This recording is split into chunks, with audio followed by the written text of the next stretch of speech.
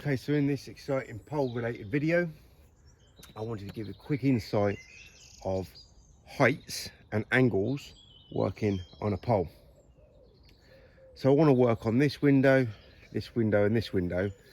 I'm going to describe to you as best I can in my limited speech capacity how I want to work and what angles I need to choose.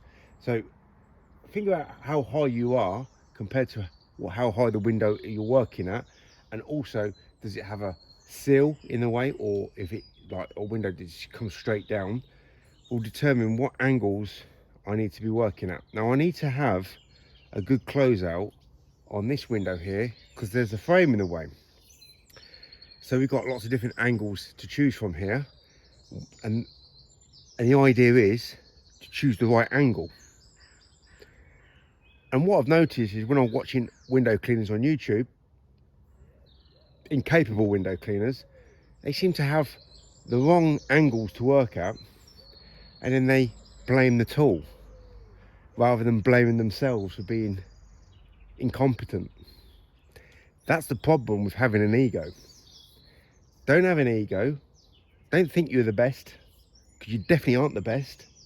And even if you are the best, don't let that ego overtake your ability, because there's always something to learn and improve on. So on this window here, I want to keep this in a 25 degree.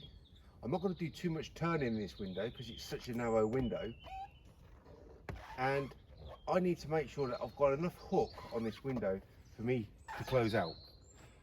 Because there's a frame in the way, I need a hook, and I don't need to do too much turning, so I don't need it any flatter. But on this window, if I use a 25 degree, because it's a completely different window in size, shape and height, it's all right at the top here, but I need to do a very tight turn here. Straight away you can hear lots of scraping and friction. You know, I'm working like a tea squeegee, and I don't want to work like a tea squeegee. So what I need to do is adapt my angle to the window size, shape, height. Now I need to close all the way down here, so I'm not going to do the top part and then squeegee the bottom with my hands. So I like to have two angles, because if I can change my angle arm here, I can actually work a little bit easier. So I've got an angle change here rather than here. It just works a little bit easier. But if I don't have that, then I can just change this angle here. But right now I've got this in 10 degree, and I've minused the angle arm here.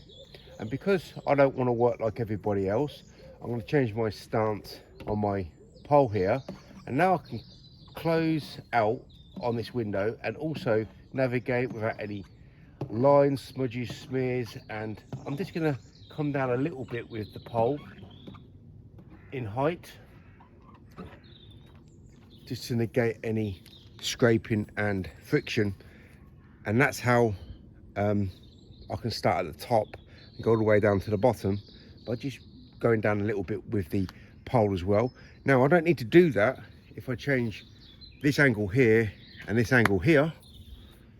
I don't need to go down with the tool, because I've now got even a less angle. In fact, that actually works even nicer up there, and it's coming down lower and lower. But because I've got 15 degree change on this tool here, it's even easier to turn and not have those directional change marks and still close out. So there is minus, there is a minus.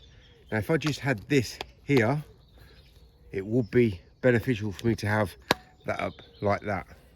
So I advise everybody who does a lot of pole work, well, straight away you don't want to be doing straight pulls, you don't want to be using saw bows, you don't want to be using any other tool that makes you work longer, harder, slower and gives you less results. And if you buy this tool, you want to make sure you're going to use a liquidator and not a standard channel, because you want to be better than the people on YouTube, and to be better than the people on YouTube is an extremely easy thing to do. So straight pole here, but this is minus here. So that's on a narrow window. And on this window here, we've got more space to maneuver. So I can keep it in, again, if I'm using a straight pole, I can keep it in a minus. So where is that window situated compared to my head level? Well, I can do that all in one angle maneuver. So that is kind of like head level. That's above head level. That's above head level, but it comes not below body level.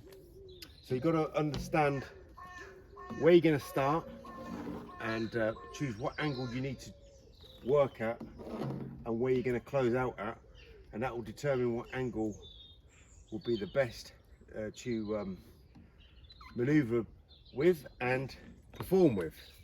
So that's in a straight pole. If I didn't have a straight pole, I can now have less there because I've got more here. To be honest, I found using an angle arm allows you to do a lot more.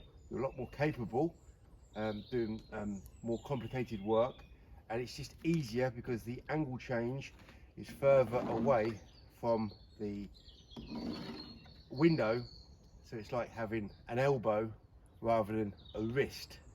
So this is like your wrist angle, and this is more like your angle with your elbow, and you have more sway and more maneuverability.